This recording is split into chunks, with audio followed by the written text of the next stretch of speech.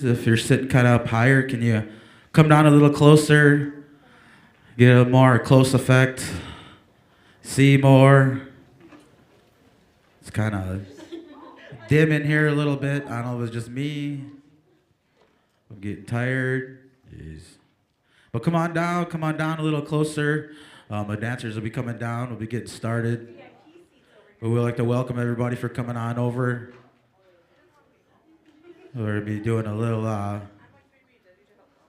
showcase on what you'll be seeing on Saturday, little stories behind the dance, behind the song.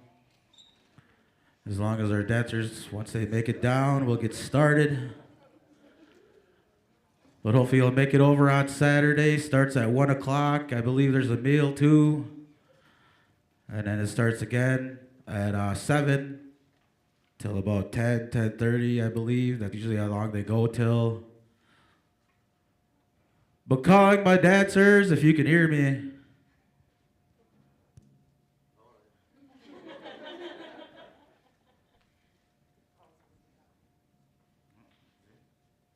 All right. We're actually going to get started because they said 4 o'clock, and all of our female dancers are here. These are all of my daughters, and they're going to be here, and they're dancing different categories. And we'll get started with them. But first and foremost, Saturday, once again, you're here. We're here to educate you a little bit about our powwow that'll be going on here on Saturday. I had a chance to MC at one time. I had a chance to head dance at one time. I had a chance to win the dance special one time. And also my daughter over here, she had a chance to be the princess a couple times there as she was growing up. And she kind of was liking that. So she was served as princess at the powwow here a couple times. And then I brought one of my really good relatives here, Larry Walker. He comes here from the Pachinook area, over the Wittenberg area. He came here to help me sing. And my name is Dylan Prescott, and I reside out of Wausau, and 45 years old, and been going to powwows ever since I can remember, dancing, and maybe the past 15 years I got a chance to be able to sing with certain drums, and also the past 25 years I've been being the speaker, the master of ceremonies of many powwows across Wisconsin, even a couple out of Wisconsin. So I've been doing this for that long. A powwow here, if you're here, I'll give you a little information on a powwow. A powwow here is a gathering of all of us. We come together in song and dance. We come together in song and dance. We come together to dance for those who can't dance. And here's what I tell a lot of people, a little story before I talk about it. I always tell people this story. I told these kids today, I said, how many of you kids woke up today and said, man, I don't want to go to school? They all raised their hands.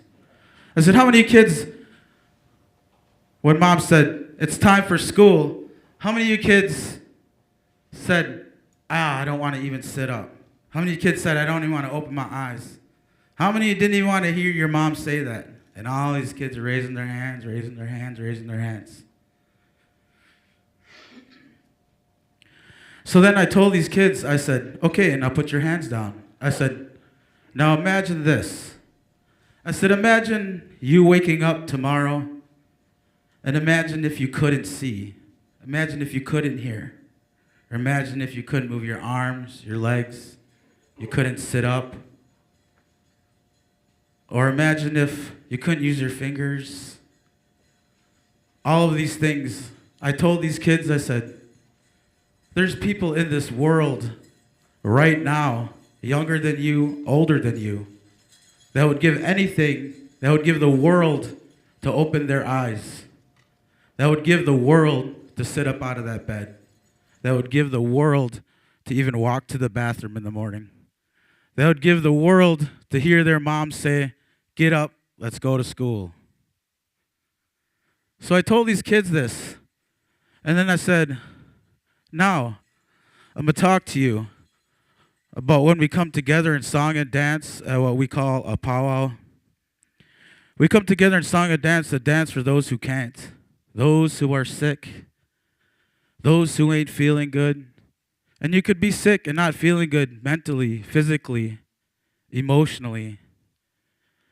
And a lot of our people, a lot of people too, of all races, all colors, we go through things. We're only human.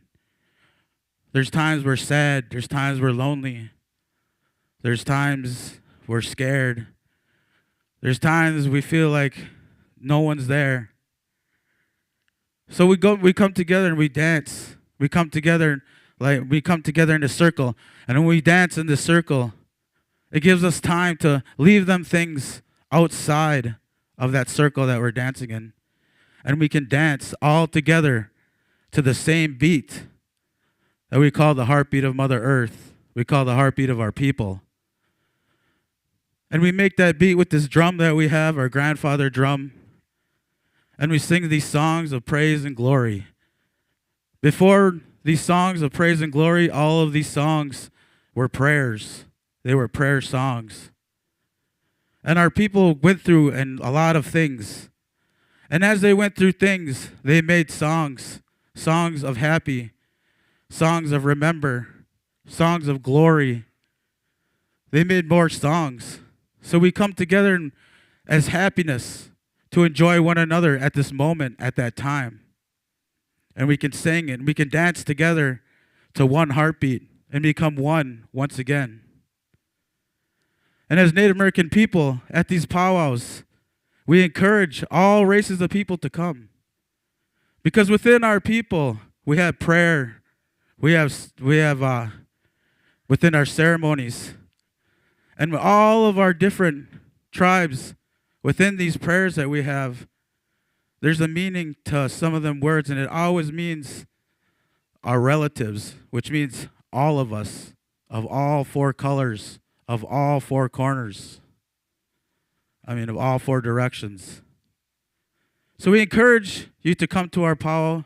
You're more than welcome to come see us, because we'll be singing, we'll be dancing, and I'll be talking about our dancers who are here, and we'll be talking about the songs, so you have a little more insight on what you'll be seeing on Saturday. But that was just a little story about a little more feeling for what we're doing. So it gives you a little more respect, and it gives you a little more depth on just humanity and also on the things that we're doing. First and foremost, as Indian people, we always recognize our warriors. So you'll be seeing that too. And we usually have what we call a grand entry. And it brings all of our dancers into this circle. And they come in and they show their different styles. They show off their beadwork. They show off their feathers. Sometimes they show off their eyelashes, their eyebrows. But so they come out and they're dancing. And after that, then first and foremost, what we do is we have a flag song. Just like I can say in sports, many different events, how they would have a flag song, Star Spangled Banner, like that. As Indian people, we always had this for years and years, hundreds of years we've had this and we've done this. So at this time, we'll be singing the flag song. So I ask you all to please rise.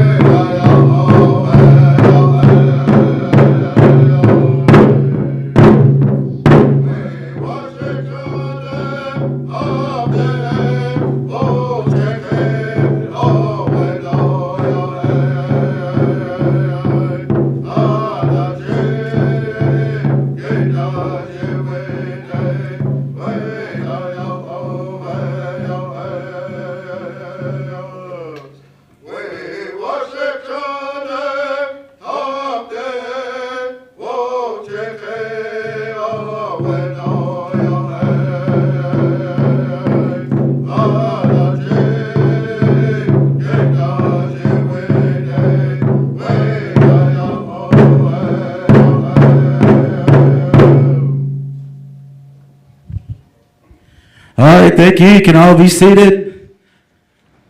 Thank you for respecting the song, the drum, the singers, our dancers. At this time, we're going to start out. I'm going to give you all a little insight on each category that they are, on what they're wearing, their dance regalia, and then we're going to give them a song. And then throughout on Saturday, you'll be seeing there's more styles of these dancers, others from different tribes. But from here, we have 4 styles. We have the grass dance, the men's traditional, we have our women's applique, and then we have our fancy dancer here today. These are some of the styles that you'll be seeing. So let's give our dancers a round of applause right now. Let's have these guys coming on over. First dancer is going to come out. I'm going to bring out Paul Roberts, Meskwaki Ho-Chunk. Let's give him a round of applause. He's a father. He's an advocate. He's a hard worker. And he's a dancer. And he's doing a lot of different things. And he's trying out many different things in his life. I'm really proud of this guy. Kind of like the way he leads his life right now, and liking that for him. That he's here, and he's wearing this dance regalia, and I'm going to give him the mic, and I'm going to let him explain a little bit about his outfit, and then we'll give him a dance. So if we can have your attention, Mr. Paul Roberts. A round of applause. Aho, happy Kariki winner. Ho-Chunk Rasra. Ocho Giniga, Maga Meskwaki Rasra Kia Pakasu. Maikite Rasra Paul Roberts Jr. Nijeja Hoa Waji Sukjanki Kikarach Wajwaje. My name is Paul Roberts. I am Ho-Chunk in Meskwaki. My mother is of the Lone Tree relatives on my Ho-Chunk side. My father's side is Meskwaki, is of the Roberts relatives. So I have a lot of history and a lot of native blood flowing through my veins, which I'm very proud of. And I just wanted to say, Pinagigi Waiginamshana to each one of you here for coming here and wanting to educate yourself and learn something new, learn something about culture. This is what and who we are. Every single one of us here is really proud of being native, of being from the tribes we are from the clans that we are from the names that we carry.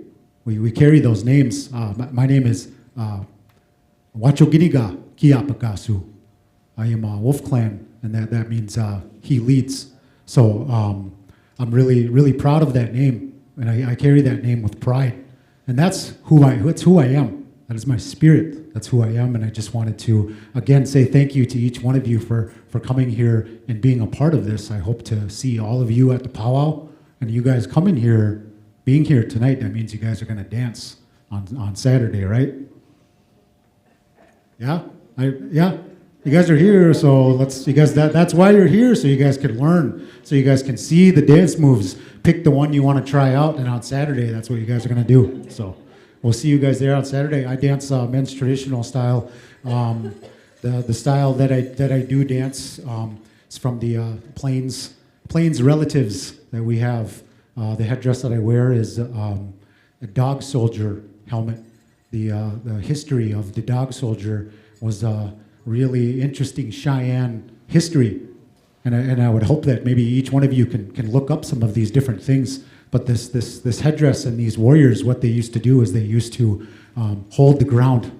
They would stand. Nothing would falter them. Nothing would make them move. No matter whatever the enemy did, they would stay. They would stand their ground. And that's the kind of person that I am. That's why I'm proud of this headdress that I wear, the regalia that I have. And I'm going to go ahead and get dancing here because I can talk all night too. If you guys want me to do that, I can do that. All right. So.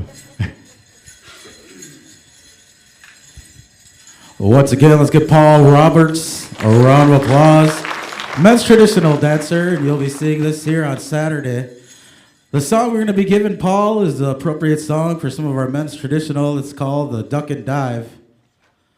This song, it tells a story on encountering the enemy, which we believe and we're told that we're getting shot at with cannonballs.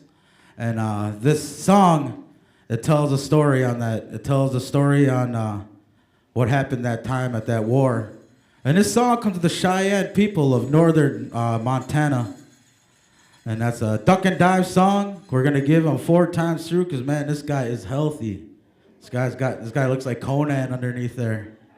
But if we can have your attention here, we're going to give the men's traditional song, Duck and Dive.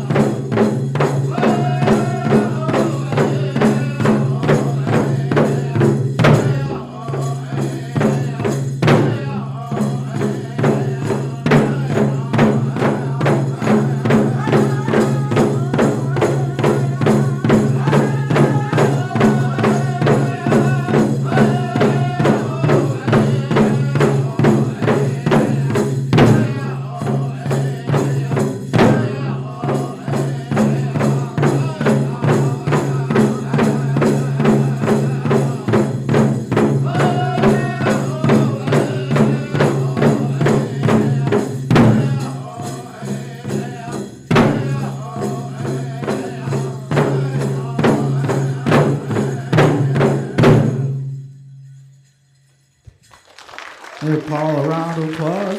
Good dancing, Paul. I'm a dancer too, but Paul makes me worried.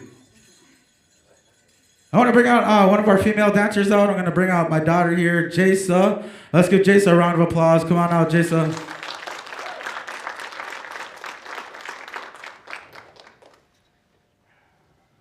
Jasa will be 19 on May 30th. She graduated last year from Wausau East High School. And she is what we call a fancy dancer. A long time ago, within these circles, within this powwow, this Helushka way, it used to be just for warriors. Just warriors would be in this circle, would be dancing, telling their story, like you've seen Paul over here. Just the men. After that, women, they were able to come and join their loved ones and dance on the edge. In honor and respect of that, a loved one who's out there dancing. After a while, the women, they were able to come out and they were able to dance with us too. So from there, these women, they got different categories, different styles came into this powwow circle. And like everything else, how we welcome a lot of things into this circle, we welcome these women after a while within this style. Because we believe our women, when they dance gracefully. And our women, they keep a connection with Mother Earth. Their feet are to never leave the ground. Because women and Mother Earth, they are powerful. They bring life. So we believe that connection that they have, the strength of women and Mother Earth, it should never be broken. They keep that connection. So this dance here, this is called our Women's Fancy Dance.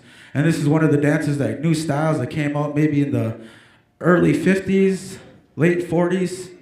And What the style is just exactly what you hear. It's fancy, very fast moving, very athletic, and you can see she's wearing shiny colors. She's got the red fringe, and you want to move around. What she's wearing is called a shawl. And that shawl, you can see the designs on it, you see the colors. So this dance is the newest dance that we have within our women's categories. And this is a fast, smooth, really athletic dance, like I said. And you can see what she's wearing. She's wearing moccasins. Well, you can see also she's wearing above her moccasins. Those are called leggings. Because we believe long time ago our women, it was disrespectful to show any kind of skin. So then these women, when they started to dance and lift their feet, they would also cover up their legs. So that's how the leggings came about too. And if you see her turned around, this on top is the eagle feather from the golden eagle. And down here, you see her beadwork here. Those are all beads. That's her beadwork. And you see the bird on there, the blue bird. That signifies her Indian name, Waning Chuenga. So she has things on her dance regalia that show who she is and where she comes from, along with Paul, and also along with my other daughters over here. So when you see her dance, she's going to be real moving, swift, moving her shawl. Some people say like the butterfly, but this is the women's fancy.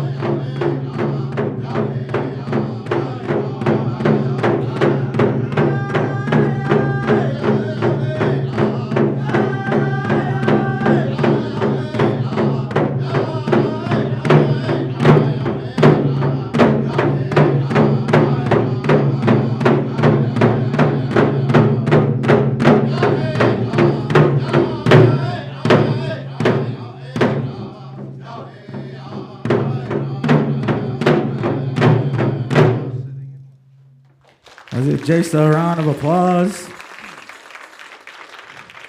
Don't mind my voice a little bit. I was also teaching cultural classes up by Minocqua area all morning. So I came from Minocqua all the way down here. But I know I got a lot of voice in me yet. Next dancer I'm going to call out here my little brother, Keith Reed. Let's give Keith a round of applause.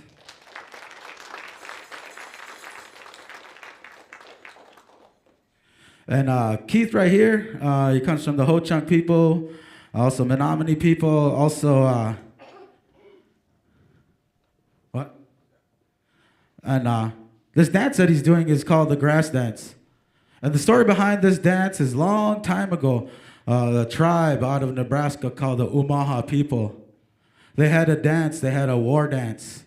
And this war dance consisted of what these grass dancers.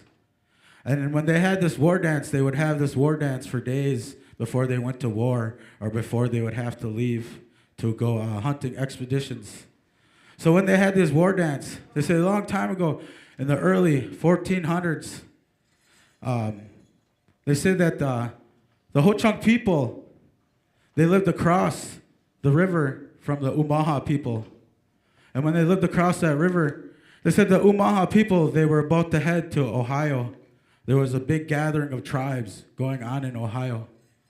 And that at that time, the Omahas, they had this dance. Their warriors, they had this war dance before they crossed the river going east. And as they had this dance, these Omahas, these warriors, they came out and they danced. They say these warriors, they would wear scalps on their belts. They would wear scalps on their clothes, these warrior people, these men. And they say they had a ceremony out next to that river, and they danced in that ceremony. And these Omahas, the warriors, they did their dance. And they said at the same time for days, they say the Ho-Chunk people, the Ho-Chungra people, they watched as they watched the Omahas do that. So then they say then the Umaha, they hid, and the Umaha people, they crossed that river, and they started to travel towards the Ohio area, towards the big gathering. And as they did that, they were stopped by the Ho-Chunk people. And the Ho-Chunk people asked what they were doing. And then they told them what they were doing. They told them that that was the grass dance, that was their warrior dance. And that's where this dance comes from, within the Umaha people. And then, I heard from my friend, Mr. Kelly Grant, Umaha man. He told me that the Ho-Chunk people, they said, were one of the first ones to actually buy this dance from them and to use it. So I heard that from one of my real good friends out of Nebraska, Walt Hill. But it's a little story. And also here is, so you see his regalia. You see all this fringe. All this fringe represents exactly what they said, the grass dance. They said these dancers, they would take tufts of grass, and they would put them in their belts. They put them in their arms. They put them around their neck, around their waists, around their legs for camouflage. So a lot of that, all that represents that tall grass. And you can even see, like I said, his beadwork that he has on represents him. You know, he has these water birds on. He belongs to the Native American church. And it just represents Keith as a whole. His Wangshik name is Hogiwe Pimaniga. Kind of makes his way. So he's kind of been doing that in his life. And he's been dancing for a good maybe 15 years now, I want to say. And he really enjoys it. And you can see he's also wearing moccasins. And you can see on top of his head, he's wearing what we call a porcupine hair roach. And you heard Paul before talk about the style that he had, the dog soldier. And right here, this style right here comes from the Plains people, the Sioux, the Cheyenne. It comes from around them, and they're warriors. This was a war headdress, a warrior headdress. And how this came to be is our people, Indian people, we learned a lot from animals. So we would even have dances, have songs, have certain things to honor these animals. And all these animal things that we're wearing represents a lot of honor to those animals, especially these eagle feathers. But this roach you see that he's wearing is called the porcupine hair roach. And that tall hair comes from the porcupine hair. It's called guard hair. And some people don't think there's hair on the porcupine, but it's the real long hair that comes from its back. And also, you see the white hair on it. That comes from the white-tailed deer that we have around here. And then, so because of that, if you ever see a porcupine or scare a porcupine, he's going to turn around and he's going to stick his back out at you. And he's going to stick all of that hair up. And you're going to think those are quills, but that's just hair. That's why it's called guard hair. And then also, that white hair comes from the white-tailed deer, the tail on that deer. If you ever scare a deer or almost hit a deer on the road, you can see it run away and you're going to see its tail go like that. That deer is doing this, like waving a big flag. Danger, everybody, don't go this way. So also at the same time, then they say them people, them tribes, them warriors, they'd wear it the same way. They'd wear that hair standing straight up, just like that porcupine at guard. And also show that white hair from that white-tailed deer that there's danger coming. So they said when these warriors would put these headdresses on, it already told that story to the people. So the old ones, the young ones, the moms, they would go to another village. They would tell them that there's danger coming. These warriors would wear these. So it comes from out west, the tribes out there, and it was given to us over here. And a lot of this stuff here is shared between tribes, shared between clans. So it's kind of a lot of it's intermingled now. So this dance, when he dances, they say this dance now tells a story. It tells a story on the balance in life. So when you see him dance, whatever he's going to do with this side of his body, he's going to do it this side. When the Creator created all of this, he created an opposite. That's why we have cold and hot, night and day, happy, sad. We can keep going and keep going. But we always have it both sides, so we can always walk a balance. So this dance evolved into telling a story on balance in life. And it's also a Umaha war dance. And then it's been given to many different tribes throughout Indian country. And you're going to see him, he's going to dance. And it's more of a smoother dance. He's going to be moving around. He's going to be swaying his fringe. So this is called the men's grass dance.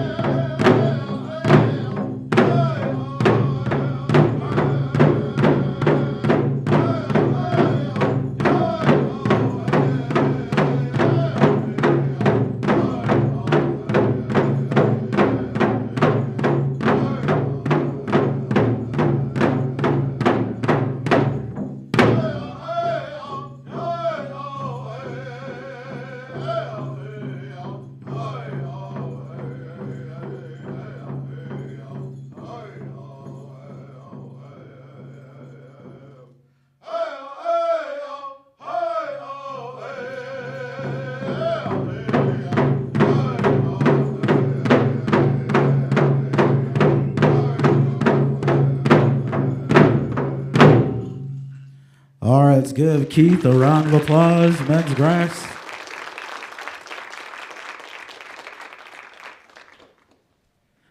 Now we got, I'm going to bring out my other two daughters out here. Come on out. Isa and Reina. Let's give them a round of applause.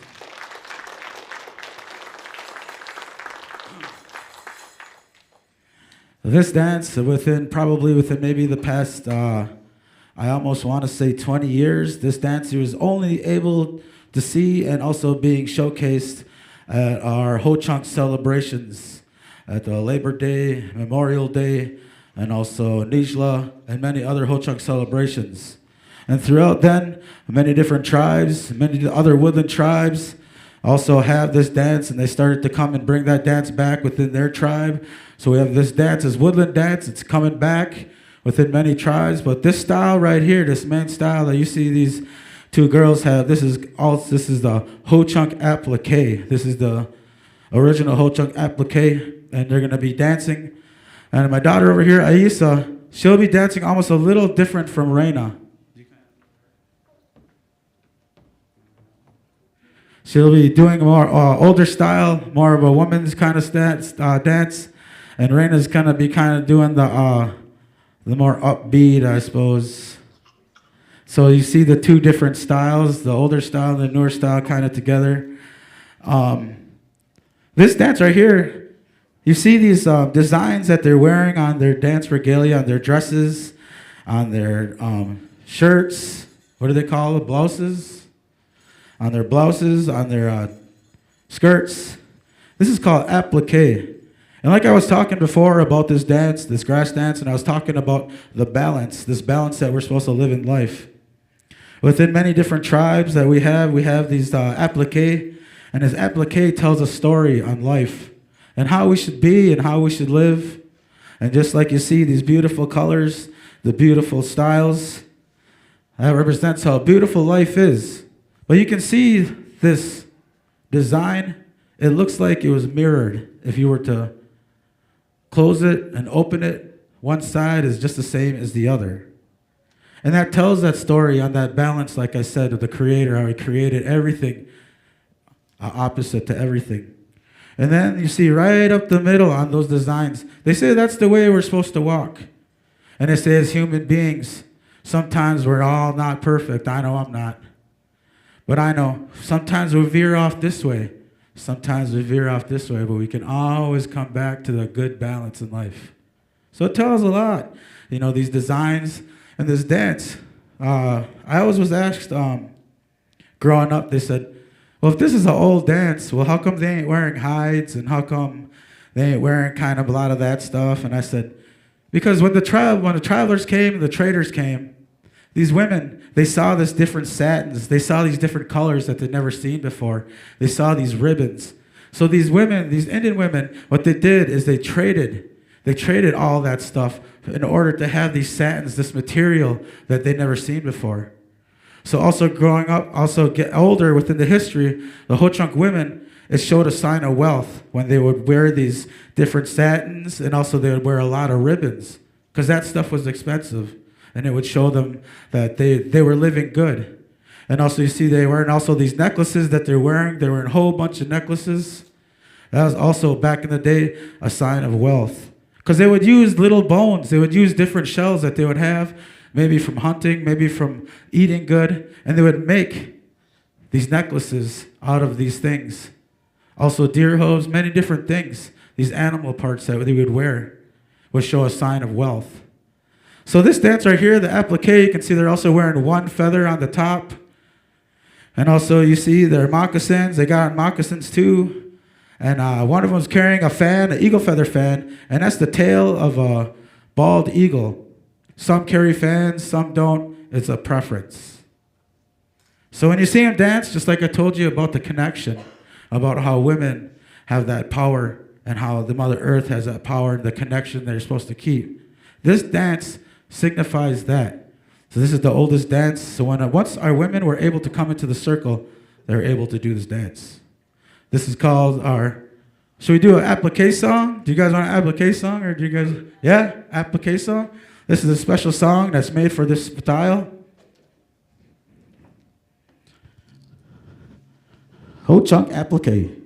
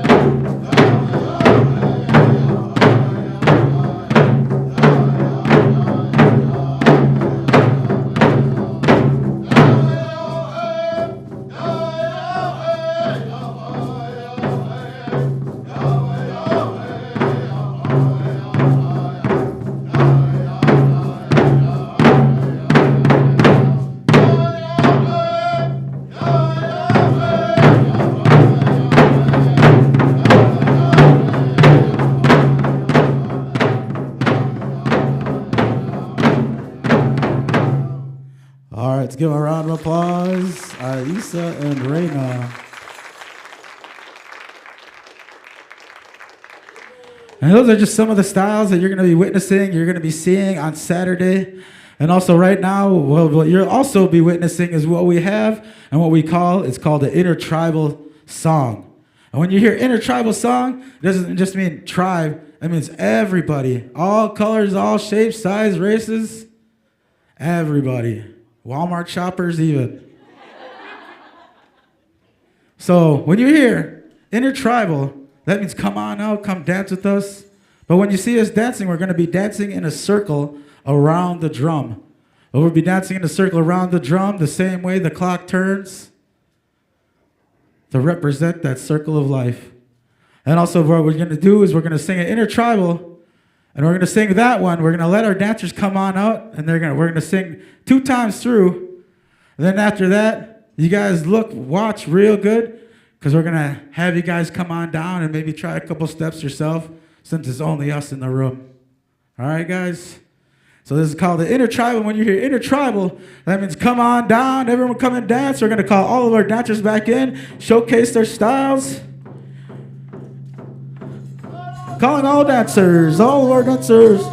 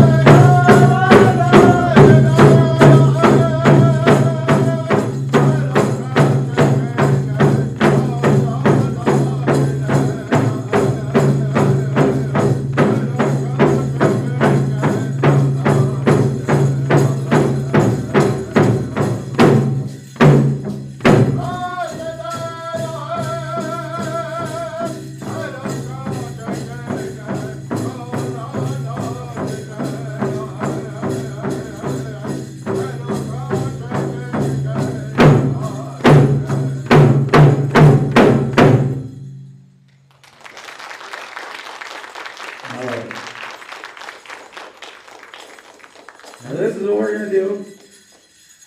We're going to go for one more final song, because guaranteed you're going to see this dance at the PowWow too, and you're going to want to do it. But I know everyone, and I was there too, I sat out in the crowd, I was like, oh, I want to do that. But then you realize when you come to a PowWow, you can't do it. So when you see this song, this next song we're going to do, there's many different names to this, but it is audience participation, people participation, couples participation, everyone and anyone. And this song is called the two-step. And what it is, it's a couples dance. And it ain't even a couples dance. You just come out with your friend. It's a follow the leader, kind of Simon Says kind of dance. It has a different style, different beat to it. And we're going to ask our dancers to come on out, pick somebody so we can showcase the two-step. And then what we're going to do is, if you don't get picked and you want to still do it, pick someone to come on out. Because what is there, about maybe 30 of us in here? It's better to do it now when there's 300 of you. So think about that one a little bit. Well, we're going to go into two steps. We're going to ask our dancers, come on out, grab somebody.